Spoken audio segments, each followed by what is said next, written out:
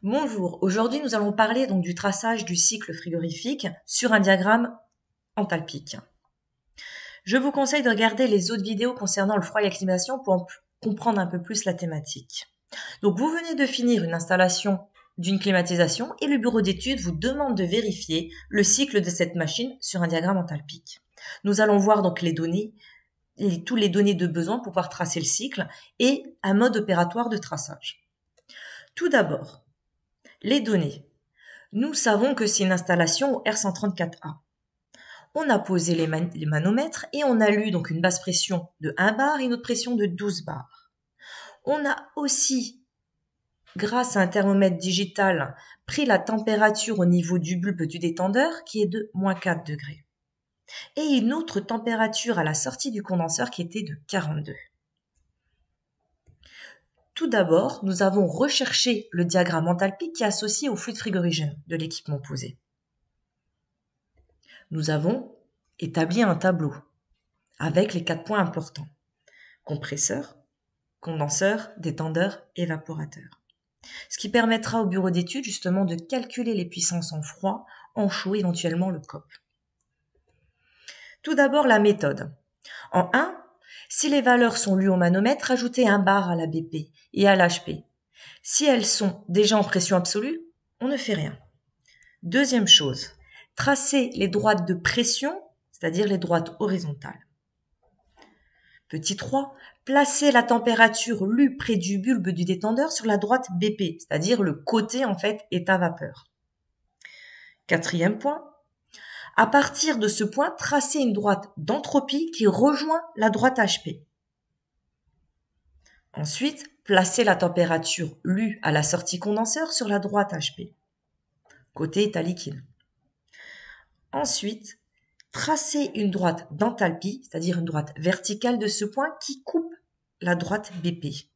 Et là, nous allons avoir totalement le cycle. Et on pourra relever les valeurs de chaque point. Alors, reprenons ces points. Tout d'abord, on va vérifier si c'est une pression lue au manomètre ou pas. Dans le cas de mes données, c'est une pression lue au manomètre. Je vais donc rajouter 1 bar. J'ai une BP du coup qui est de 2 bars et une HP de 13 bars. Je prends mon diagramme enthalpique, je trace ces droites de pression de 2 bars et de 13 bars. Ensuite, je dois placer le point 1. Ce point 1 correspond donc à la température lue près du bulbe sur la droite BP, côté vapeur, à -4 degrés.